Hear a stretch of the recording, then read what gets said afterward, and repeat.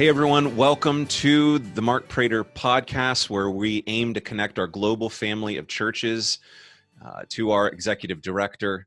Mark, a couple videos ago, we talked about the COVID-19 pandemic. It was just really starting, so perhaps some of our reflections on that weren't reflective of what is actually happening around us. Things are developing every single day. Things are changing.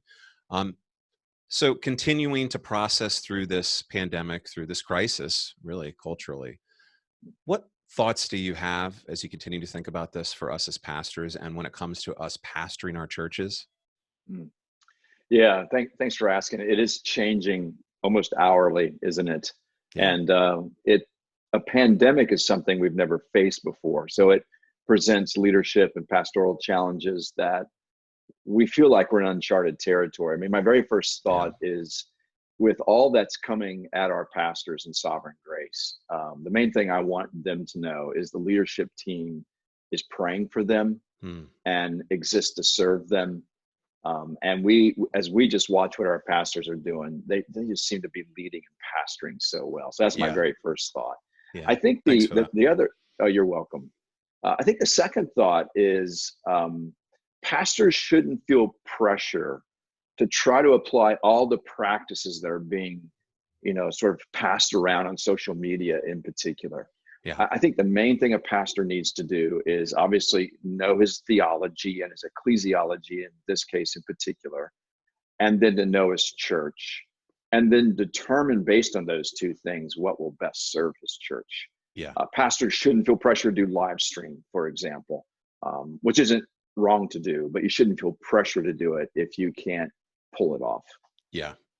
So, we didn't learn about pastoring through a pandemic in the PC, Right. but your encouragement's helpful, because what you're saying is there's grace actually for pastors to navigate through this when it comes to practice. What kinds of things have you seen that you think do serve principally during this season? Yeah, in terms of just talking about a Sunday service, for example, obviously there are churches that have the ability to live stream. I don't think churches or pastors should feel the pressure to do that. I think you could record a sermon and put it up online as an option and ask your folks to watch it on Sunday morning. So you can record that anytime during the week. If you're not able to do that, you could create a devotional of some kind, or find devotional resources and send that to your folks and ask them to worship at home. I think that's option. You were telling me, Ben, that you're doing something.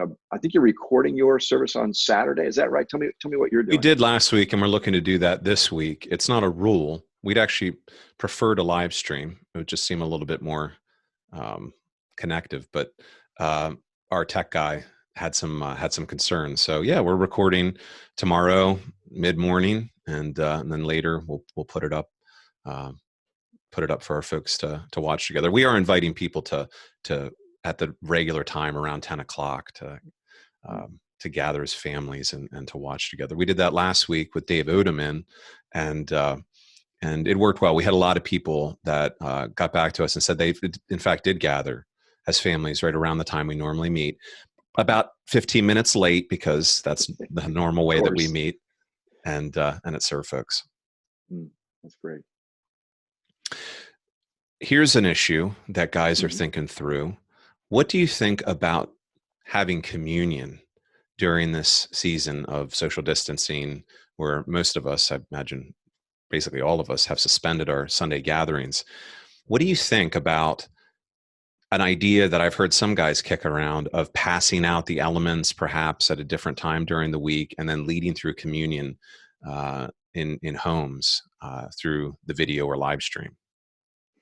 Yeah, I actually hadn't thought about it until yesterday when that question came up. And as I've thought about just a bit more, and I want to study this more myself in terms of what is my sacramental theology, I personally would not recommend doing it that way. For this reason, I think the two sacraments that our Savior gave his church, baptism, water baptism, and communion, the Lord's Supper, are meant to be shared in the gathered church when we are together. I mean, I think the communion or the Lord's Supper certainly is a meal. He obviously he instituted it at a Passover meal where people are present. So there's something that we want to preserve there. And there's something that we experience together in the gathered church that's very unique in that moment that I think we want to preserve. So where I'm at personally is I wouldn't recommend doing communion via live stream. Yeah. Well, Mark, thanks for calling us to prayer, which is our first and most important work. Today, it won't be posted. I don't think this video will be posted today, but March 20th is a day of prayer for Sovereign Grace churches. Thanks for leading when it comes to helping Mickey get the church development website up, which I would encourage guys to look at. Their resources there as you lead through these things. And we trust that that God will, in fact, lead us and strengthen us through these confusing days ahead. So thank you, Mark. Yeah. You're welcome. By the way, the church development website address is sgcleaders.com. Yeah. And that's available to pastors both in and outside of Sovereign Grace. Wonderful. Thanks, Mark. We'll see everybody next time. Thank you for watching.